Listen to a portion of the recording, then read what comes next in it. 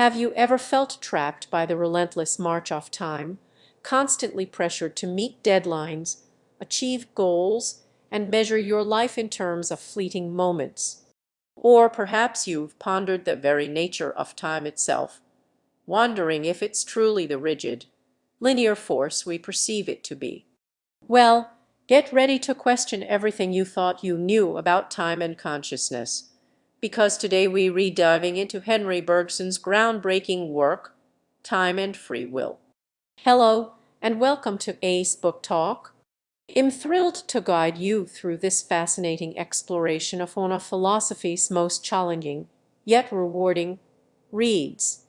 Bergson, a towering figure in late 19th and early 20th century philosophy, challenged conventional wisdom with his unique perspective on duration, consciousness, and free will. Born in Paris in 1859, he experienced a world grappling with the rise of science and its impact on human understanding. Traditional philosophical views were being questioned, and new ways of thinking were emerging. Bergson, with his emphasis on intuition and lived experience, offered a compelling alternative to the mechanistic worldview that dominated much of the intellectual landscape. Time and Free Will, published in 1889, marks a pivotal point in Bergson's career. In this book, he sets out to dismantle the common-sense notion of time as a series of discrete, measurable moments. He argues that this scientific, spatialized view of time fundamentally distorts our experience of it. Imagine, he says, trying to understand a symphony by analyzing it solely in terms of the individual notes played, without considering the flow and interconnectedness of the music as a whole. That's precisely what we do when we treat time as a collection of separate points. Bergson introduces the concept of duration to describe what he believes is the true nature of time. Duration is not a line to be divided. It's a continuous, flowing, and qualitative experience.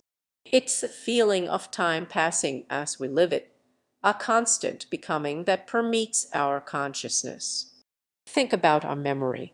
It's not simply a static image stored in your brain, but rather a living, evolving part of your present experience, influencing how you perceive the world and shaping your future actions. Each moment of duration is unique and irreversible, colored by our past experiences and anticipations. Now, you might be thinking, okay, that sounds interesting, but what does it have to do with free will? Here's where Bergson's argument gets really compelling. He contends that our mistaken understanding of time as spatialized and measurable leads us to a deterministic view of human action. If we believe that every moment is predetermined by the preceding one, then free will becomes an illusion. We are simply puppets of cause and effect, with no genuine power to choose our own actions. Bergson argues that true freedom lies in our ability to act from our whole self, drawing upon the richness of our past experiences and the spontaneity of our duration. When we make a decision, it should not be based on logical analysis. Consider this: when we truly make a decision, we are not bound by logic or weighing pros and cons, but we are free in our own duration. He believes that our actions should stem from our most profound self. Consider falling in love. Do you fall in love using logic and weighing the pros and cons? No. You use your experiences. Bergson acknowledges that our actions are influenced by external factors and past experiences, but he emphasizes that we are not simply determined by them. Our consciousness is constantly evolving, and we have the capacity to create new possibilities and act in ways that are genuinely our own. Think about an artist creating a masterpiece. The artist is influenced by the tools, the canvas, and their previous experiences, but the final creation is something entirely new and unique, born from the artist's creative impulse. So, What are the key takeaways from time and free will? Firstly, Bergson challenges us to reconsider our understanding of time, moving away from the spatialized, measurable conception to embrace the flowing, qualitative experience of duration.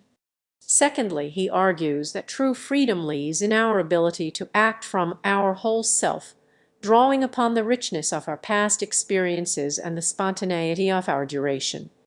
Bergson's work is not an easy read. It challenges conventional wisdom and demands that we engage with our own lived experience in a deeply personal way. But the rewards are immense. By understanding Bergson's concept of duration, we can gain a deeper appreciation for the richness and complexity of our own consciousness. We can liberate ourselves from the tyranny of the clock and embrace the freedom to act authentically, drawing upon the full potential of our being. It asks us to embrace the complexity of life, the power of intuition, and the inherent freedom within each of us. Thank you for joining me on this exploration of Henri Bergson's time and free will. I hope this discussion has sparked your curiosity and encouraged you to delve deeper into the fascinating world of philosophy.